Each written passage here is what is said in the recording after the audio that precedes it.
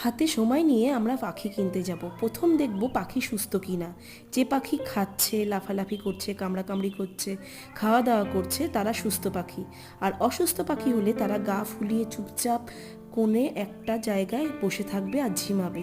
পাখির চোখ নাক দিয়ে যদি জল ঝরে, পাতলা পায়খানা করে, সাদা চুনের মতো বা হলুদ বা সবুজ পাতলা পায়খানা ট্রের উপর যদি আমরা দেখি বা তাতে কৃমি থাকে, তাহলে সেই পাখি নেওয়া উচিত হবে না। পাখির মলদ্বারের রাস্তা সবসময় ভিজে থাকছে, মল লেগে আছে, তাহলে বুঝতে হবে ডায়রিয়া হয়েছে।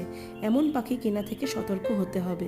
অনেক পাখির এগ বাইন্ডিংয়ের প্রবলেম থাকে। এই সমস্ত পাখিগুলোর পটির রাস্তাটা অস্বাভাবিক ফোলা এবং পালক কম থাকে, চামড়া দেখা যায়, আর শক্ত ডিম আটকে আছে কিনা এই দুটো বিষয়ই লক্ষ্য করতে হবে। পার্ট 2-তে আমি বাকি পয়েন্টগুলো তোমাদের জানাবো।